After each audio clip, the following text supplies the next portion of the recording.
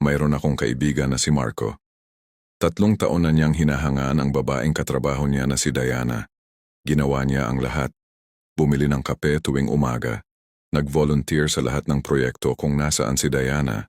Nag-update ng bawat galaw sa social media at palaging available kahit anong oras. Pero ano ang nangyari? Pinagtawanan lang siya ni Diana at ang mga kaibigan nito. Tinawag pa siyang tuta sa likod niya. Isang araw na pagod na si Marco. Hindi dahil nasaktan siya. Hindi dahil nagalit siya, kundi dahil napagtanto niya na nawala na siya sa sarili niya. Kaya tumigil siya. Tumigil siyang mag-text ng walang dahilan.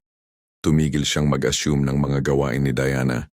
Tumigil siyang umikot ang mundo sa isang taong hindi naman siya pinapahalagahan. At alam mo ang nangyari? Pagkalipas ng 2 linggo, si Diana na mismo ang lumapit sa kanya. Nag-text ng, "Kumusta ka na?" Nagtanong kung bakit parang iba na siya. Nagsimulang mag-initiate ng mga pag-uusap. Pero alam mo ang ginawa ni Marco? Tumugon siya ng simple lang. Walang excitement, walang desperasyon, parang normal na tao lang na may sariling buhay.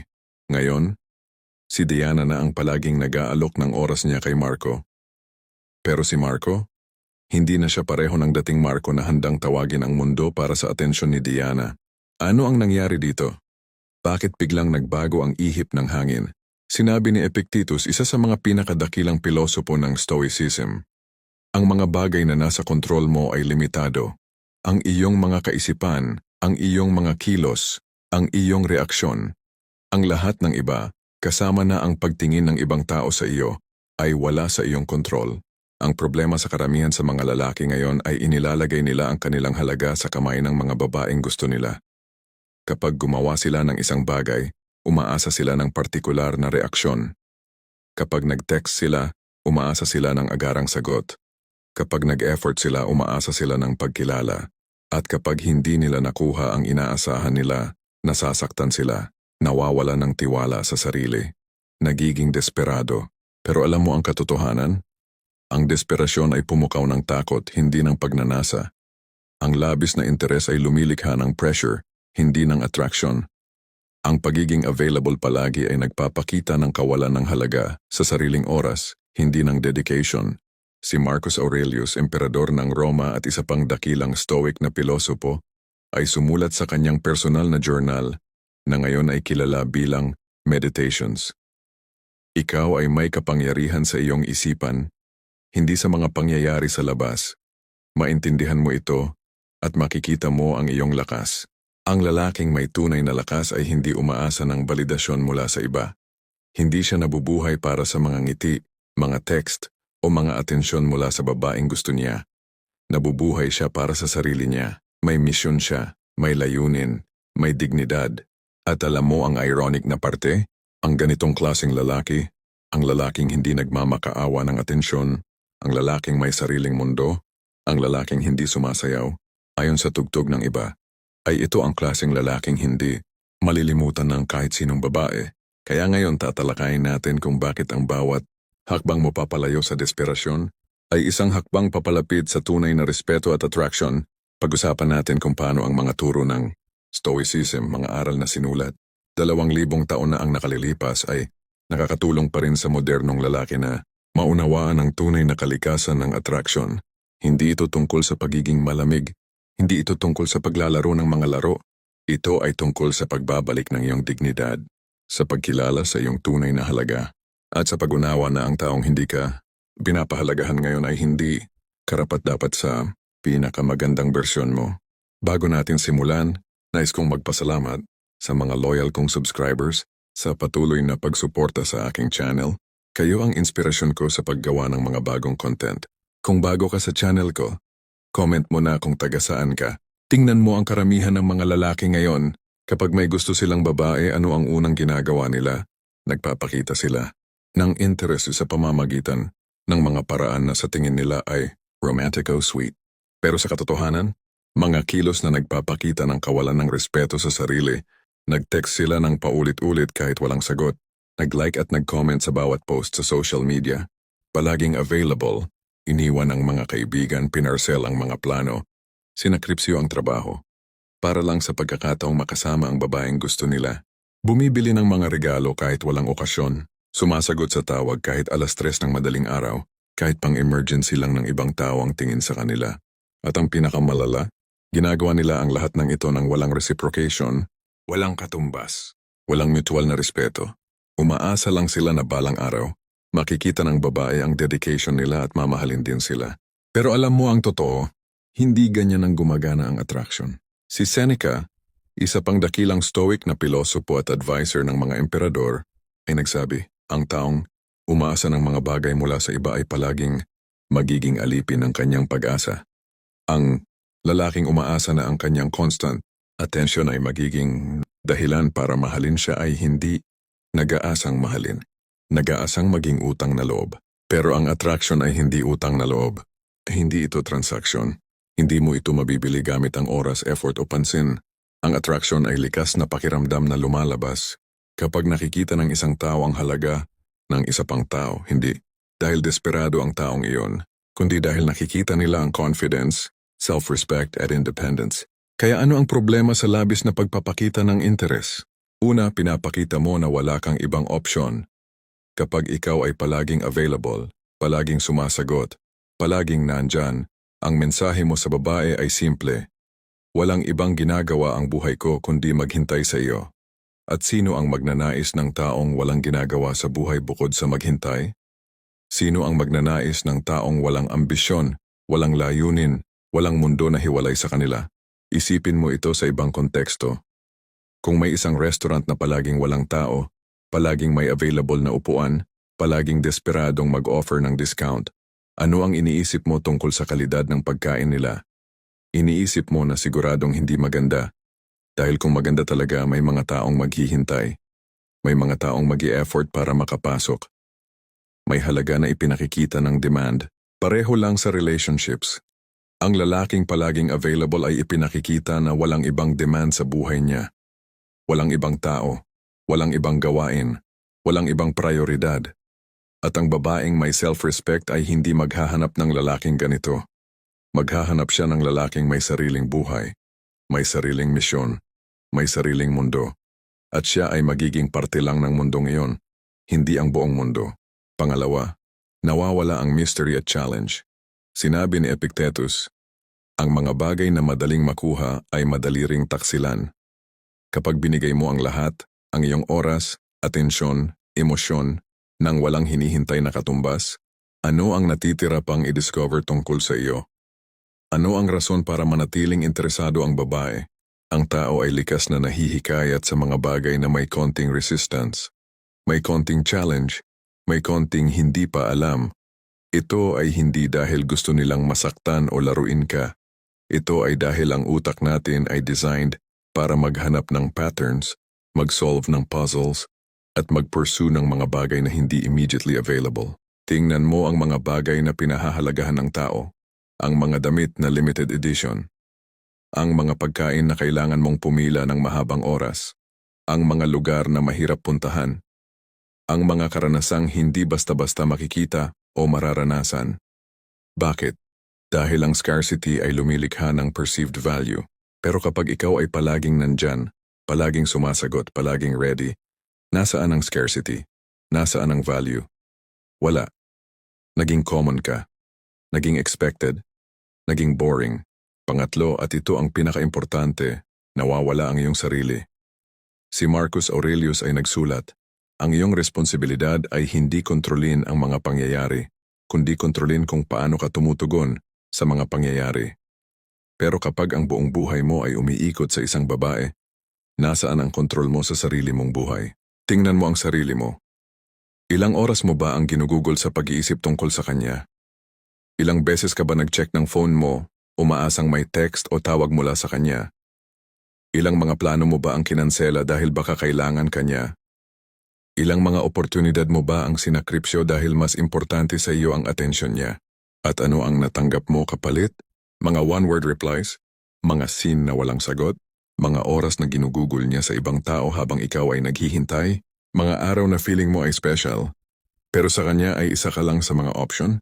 Ito ang masakit na katotohanan.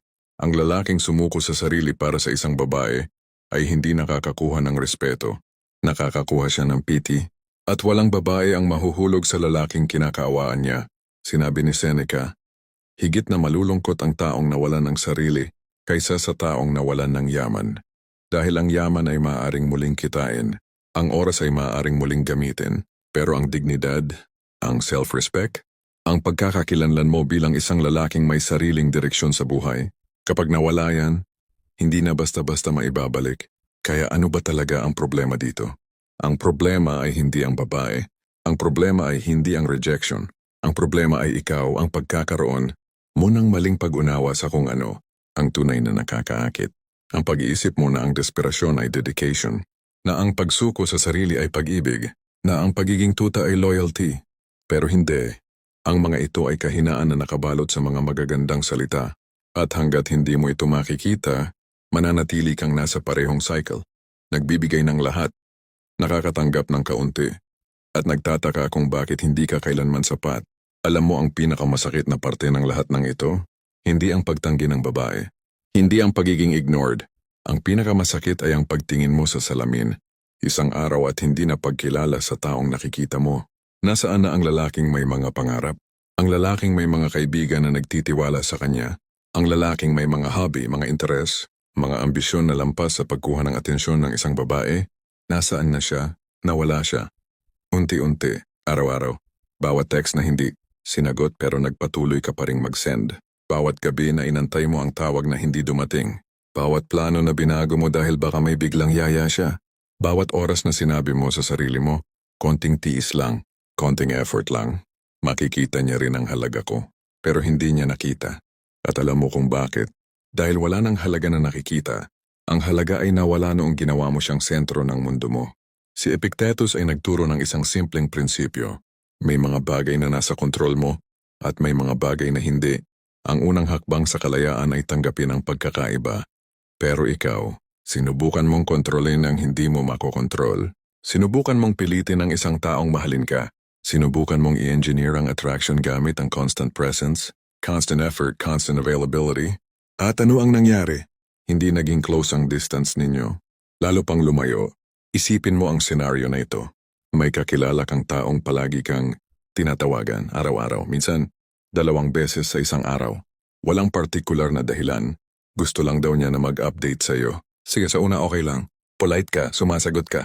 Pero pagkalipas ng ilang linggo, nagsisimula ka ng mag-decline ng mga tawag. Nag-iisip ka kung may problema ba sa taong ito. Bakit ganito siya ka-needy? Bakit parang walang ibang ginagawa sa buhay? Ngayon, lagay mo ang sarili mo sa posisyon ng babae na paulit-ulit mong binabahan ng atensyon.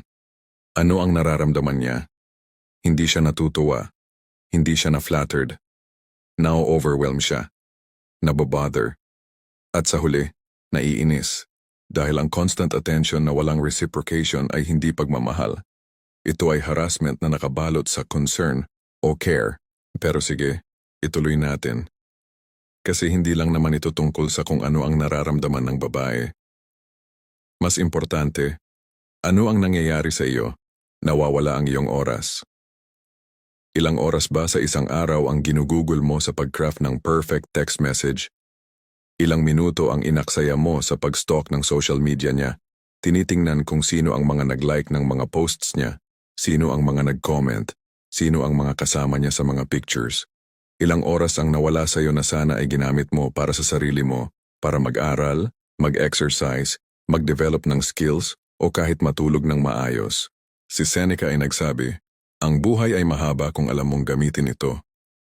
Pero ang buhay na ginugugol sa paghihintay sa text ng ibang tao, iyon ay sayang. Iyon ay kawalan ng respeto sa sariling oras. At ang ironic part, ang babae na hinihintayan mo ay hindi man lang nag-iisip tungkol sa iyo. Nawawala ang iyong mga kaibigan. Ilang beses mo nang kinansela ang mga plano mo sa mga tropa mo dahil may biglang yaya si babae. Ilang beses ka nang naging MIA sa group chat dahil busy ka sa pag-reply sa kanya. Ilang beses na sinabi ng mga kaibigan mo na, iba ka na. Nawala ka na sa sarili mo. Ano na nangyari sa iyo? Pero hindi mo sila pinakinggan. Dahil sa iyo sila ay hindi nakakaintindi. Sila ay hindi nakaka-appreciate ng love mo. Pero alam mo ang totoo, sila ang nakakaintindi. Sila ang nakakakita kung paano ka unti-unting nawawala. At nasasaktan sila dahil hindi nila alam kung paano ka ibalik. At balang araw kapag nawala na ang babae, dahil talagang mawawala siya, dahil hindi mo siya makukuha sa paraan na ginagawa mo, sino ang babalikan mo? Ang mga kaibigang napabayaan mo? Ang mga taong nandyan bago pa dumating ang babae sa buhay mo? Umaasa ka pa ba na nandyan pa rin sila? Minsan oo, dahil ang tunay na kaibigan ay nananatili. Pero minsan hindi na. Dahil kahit ang pinakamabuting tao ay may hangganan ng pasensya, nawawala ang iyong ambisyon. May pangarap ka ba bago mo siya makilala? May gustong maabot? May misyon sa buhay? Nasaan na yun ngayon? Naging pangalawa? Naging pangatlo? O baka totally nawala na? Sinabi ni Marcus Aurelius, ang iyong mga gawain ay tumutukoy sa kung sino ka. Kung kaya gumawa ka ng may layunin. Pero ano ang layunin mo ngayon? Makuha ang atensyon ng isang taong hindi ka man lang pinapansin? Iyon ba ang tunay mong layunin sa buhay? Tingnan mo ang mga lalaking tunay na successful. Successful sa career, sa health, sa relationships. Ano ang common denominator nila? Hindi sila nag-sacrifice ng sarili para sa ibang tao. Nag-invest sila sa sarili. At dahil sa investment na yon, naging attractive sila. Hindi dahil desperado sila, dahil confident sila, hindi dahil palaging available sila. Dahil may sarili silang buhay. At alam mo kung saan napunta ang mga lalaking gaya mo. Ang mga lalaking sumuko sa lahat para sa isang babae na hindi man lang sila pinapahalagahan. Napunta sila sa isang lugar ng regret, ang what ifs. Sana ginawa ko ang gusto ko. Sana nag-focus ako sa sarili ko. Sana hindi ko binigay ang lahat sa taong walang balak magbigay pabalik. Pero alam mo ang pinakamasakit na parte? Hindi pa tapos ang agony. Dahil pagkatapos ng lahat ng sakripisyo mo, pagkatapos ng lahat ng oras, effort, at emosyon na ibinigay mo, makikita mo siyang masaya, kasama ng ibang lalaki. Ang lalaking hindi gumawa ng kahit kalahati ng ginawa mo. Ang lalaking hindi nag-text ng paulit-ulit. Ang lalaking hindi nag-cancel ng plano para sa kanya. Ang lalaking may sariling buhay. At tatanungin mo ang sarili mo, bakit siya? Bakit hindi ako? At ang sagot ay simple, kahit masakit. Dahil siya ay hindi desperado. Dahil may sarili siyang mundo. Dahil hindi siya naging tuta. Dahil may dignidad siya. At dahil sa dignidad na yon may attraction. Kaya ano ang gagawin mo? Magpapatuloy ka ba sa cycle na ito? Magbibigay ka pa ba ng atensyon sa taong walang balak magbigay pabalik? O titigil ka na? O babalik ka na sa sarili mo? Dahil tandaan mo, bawat araw na ginugugol mo sa desperasyon, ay araw na hindi mo ginugugol sa pagiging taong karapat-dapat sa respeto. Ngayon, pakinggan mo ako ng mabuti. Ang solusyon dito ay hindi pagiging cold. Hindi ito paglalaro ng mind games. Hindi ito pagiging asshole para mag-balance sa pagiging sobrang sweet. Ang mga Ristani Band-Aid solutions na hindi gumagana sa mahabang panahon. Ang tunay na solusyon, ang solusyon na itinuturo ng Stoicism sa loob ng 2,000 taon ay ang pagbabalik sa iyong center, ang pagkilala sa iyong sariling halaga na hindi nakadepende sa opinyon ng ibang tao, ang pag-focus sa mga bagay na nasa iyong control, at ang pagtanggap sa mga bagay na wala. Kaya paano mo ito gagawin? Tingnan natin ang mga konkretong hakbang. Unang hakbang, kilalanin kung ano ang nasa kontrol mo. Si Epictetus ay nagsimula ng kanyang libro, ang Enchiridion sa pamamagitan ng pagsasabi, may mga bagay na nasa ating kontrol at may mga bagay na hindi. Nasa ating kontrol ang ating mga opinyon, mga impulses, mga pagnanais, mga aversions sa madaling sabi. Kahit ano nating ginagawa, hindi na sa ating kontrol ang ating katawan, ari-arian, reputasyon, mga posisyon sa madaling sali, kahit ano na hindi natin ginagawa. Kaya ano ang nasa kontrol mo sa sitwasyon mo ngayon? Nasa kontrol mo. Kung magte-text ka o hindi. Kung mag-i-invest ka ng oras sa sarili mo o sa ibang tao. Kung papayagan mo ang iyong self-worth na depende sa reaksyon ng isang babae.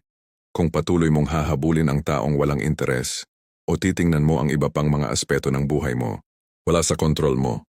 Kung magre-reply siya, kung magugustuhan ka niya, kung makikita niya ang efforts mo, kung pipiliin ka niya sa huli, ang unang hakbang sa kalayaan ay tanggapin ang katotohanan na ito. Tigilan mo ang desperadong pagsisikap na kontrolin ang hindi mo makokontrol. Tumigil ka sa pag-craft ng perfect na mga text. Tumigil ka sa pag-iisip ng mga paraan para impress siya.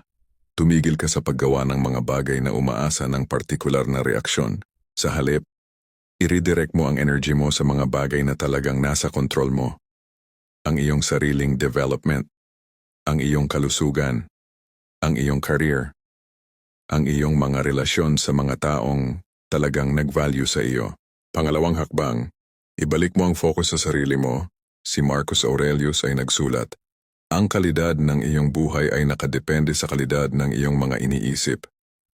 Kaya kung ang laman ng isip mo ngayon ay puro siya, ang babae na hindi ka man lang binibigyan ng oras, ano ang kalidad ng buhay mo? Mababa, puno ng anxiety, puno ng pag-asa na hindi sigurado, puno ng emosyon na nakadepende sa ibang tao. Kaya itigil mo ito ngayon.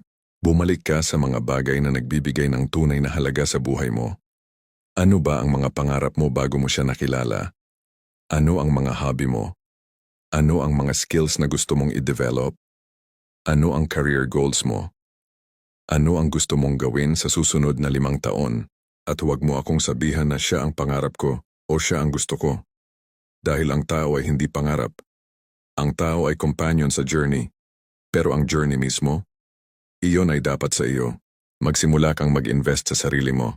Physically, mag-gym, mag-exercise, kumain ng tama. Mentally, magbasa ng mga libro, matutunan ang mga bagay na hindi mo alam, palawakin ang iyong perspective. Emotionally, magtayo ng self-respect, magtakda ng boundaries, matutong sabihin ang hindi. At habang ginagawa mo ito may mangyayari. Unti-unti magiging less important sa iyo ang atensyon niya, hindi dahil wala ka ng feelings, kundi dahil may mas importanteng bagay ka nang iniisip. May mas importanteng mission ka sa buhay. At ang mission na iyon ay ikaw. Pangatlong hakbang, gumawa ng space.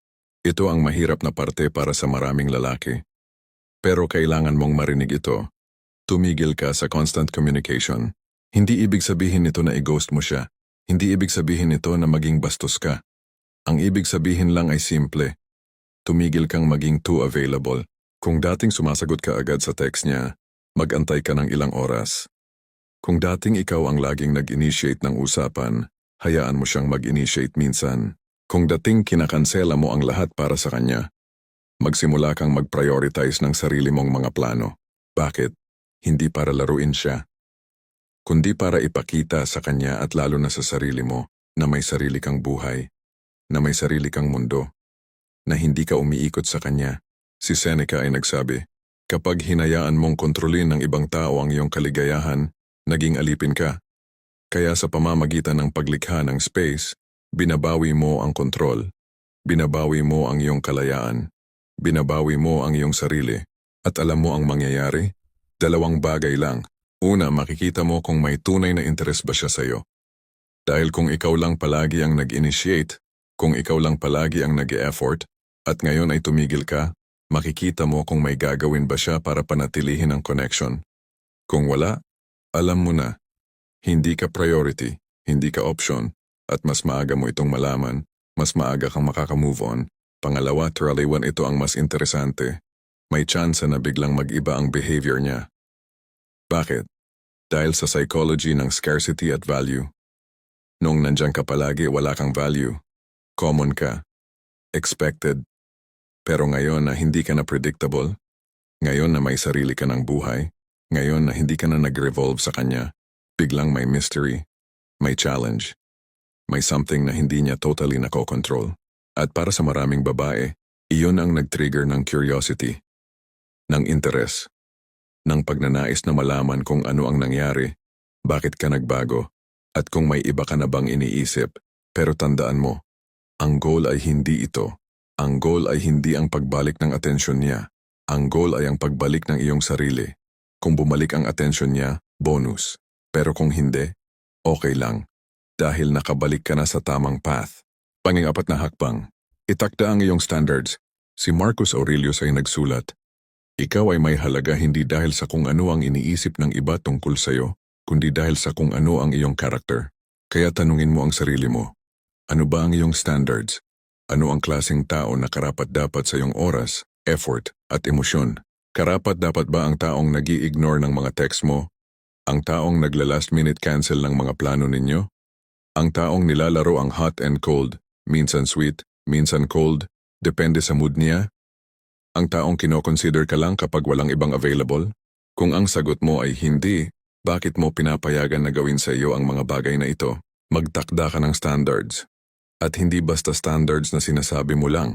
Standards na ipinapakita mo sa pamamagitan ng actions. Kung hindi ka nirerespeto, umalis ka. Kung hindi ka priority, huwag kang mag-aksaya ng oras. Kung hindi ka valued, humanap ka ng taong magva-value. At masakit ito dahil baka mahal mo pa siya. Baka umaasa ka pa, baka iniisip mo na baka magbago siya. Pero sinabi ni Epictetus, huwag mong ipagpalit ang iyong kalayaan para sa kahit ano. At ang pagstay sa sitwasyon na hindi ka respetado, iyon ay pagsuko sa iyong kalayaan. Iyon ay pagsuko sa iyong dignidad. Panglimang hakbang, magpakadalubhasa sa Stoic indifference. Ang isa sa mga core teachings ng Stoicism ay ang konsepto ng apatia, ang kalayaan mula sa mga destructive emotions. Hindi ibig sabihin nito na maging manhid. Ibig sabihin nito ay maging mahinahon sa harap ng mga bagay na wala sa kontrol mo. Kaya paano mo ito i-apply? Kapag nag-text ka at hindi siya nag-reply, huwag kang mag-panic. Huwag kang mag-overthink. Huwag kang mag-send ng sunod-sunod na messages. Sa halip, tanggapin mo na wala sa kontrol mo ang reply niya. Ang nasa kontrol mo lang ay kung magte-text ka ulit o hindi sa future. Kapag nakita mo siyang masaya sa iba, huwag kang mabaliw sa jealousy. Huwag kang mag-stalk ng social media ng ibang lalaki.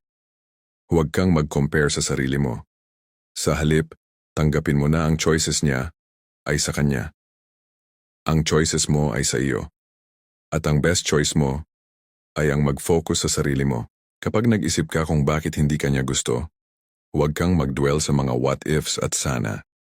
Sa halip, tanggapin mo na ang compatibility ay hindi mo kontrolado. Ang attraction ay hindi mo mapipilitan. At ang pagtatangka mong pilitin iyon ay nagdudulot lang ng suffering sa iyo. Si Seneca ay nagsabi, ang tunay na kalayaan ay maging walang takot. Takot sa rejection. Takot sa pagiging mag-isa. Takot na hindi ka sapat. Pero kapag nag-focus ka sa sarili mo, kapag nag-invest ka sa iyong development, kapag nag-build ka ng buhay na may purpose, mawawala ang takot. Dahil alam mo na okay ka, kahit walang siya.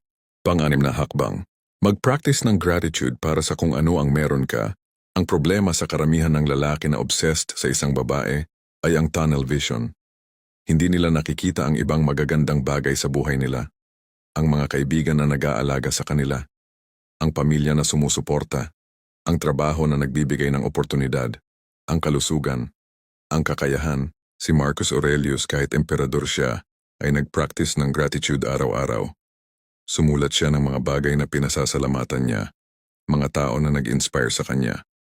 Mga karanasan na nag-shape sa kanya. Kaya gawin mo rin ito.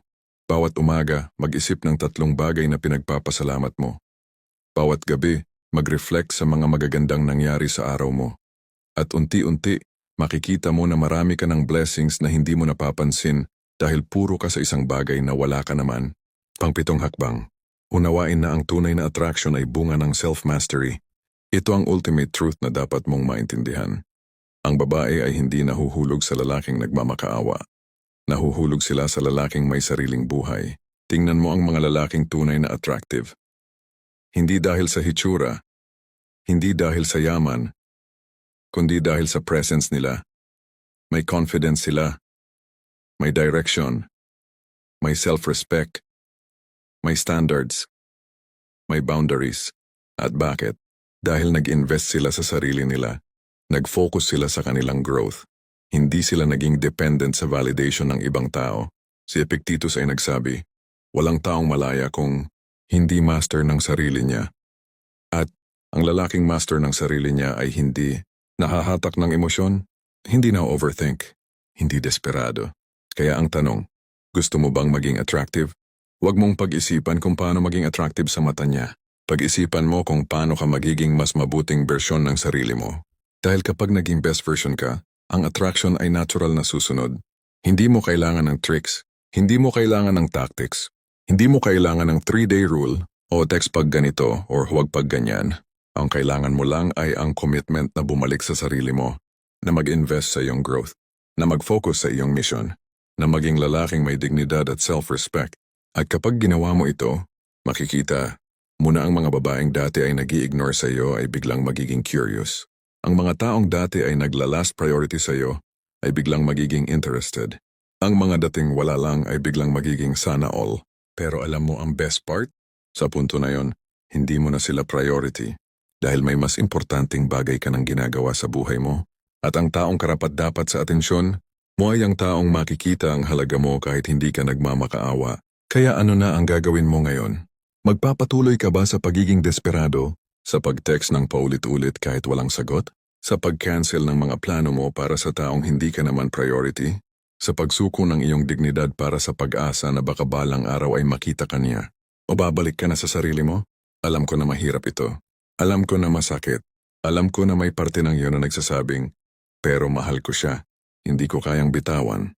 Pero tandaan mo ang sinabi ni Seneca, mas mahirap ang pagdurusa na dulot ng pag-asa kaysa sa pagdurusa na dulot ng katotohanan. Ang katotohanan ay simple. Kung mayroon siyang interes sa iyo, makikita mo iyon. Hindi mo kailangan maging detective. Hindi mo kailangan mag-analyze ng bawat text, bawat emoji, bawat interaction. Kung may interest siya, ipapakita niya. Malinaw. Consistent. Walang mixed signals.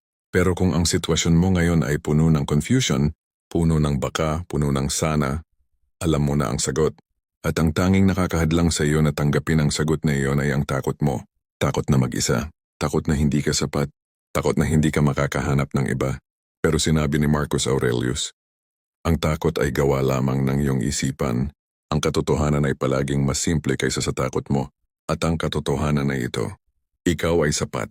Kahit ngayon, kahit walang siya, ikaw ay may halaga na hindi nakadepende sa opinyon ng isang tao. May mga bagay ka na unique. May mga talento. May mga posibilidad. May future na hindi kailangang umikot sa taong hindi ka pinapahalagahan. Kaya simulan mo ngayon. Hindi bukas. Hindi pagkatapos ng one last try. Ngayon, itigil mo ang paulit-ulit na pag-text. Itigil mo ang pag-stalk sa social media. Itigil mo ang pag-craft ng mga scenarios sa isip mo kung saan magiging kayo sa huli. Ang mga ito ay pawang sayang lang ng oras. Sayang ng energy. Sayang ng emotional capacity. Sa halip, mag-invest ka sa mga bagay na may tunay na balik sa buhay mo. Mag-gym ka. Magbasa ka. Matutunan mo ang bagong skill. Pag-usapan mo ang mga kaibigan mo. I-prioritize mo ang pamilya mo. Mag-focus ka sa career mo. Gumawa ka ng goals na lampas sa makuha ang attention niya. At habang ginagawa mo ito, mararamdaman mo ang transformation. Unti-unti. Araw-araw. Hindi mo man mapapansin agad, pero isang araw, titingnan mo ang sarili mo sa salamin at makikita mo ang lalaking nawala.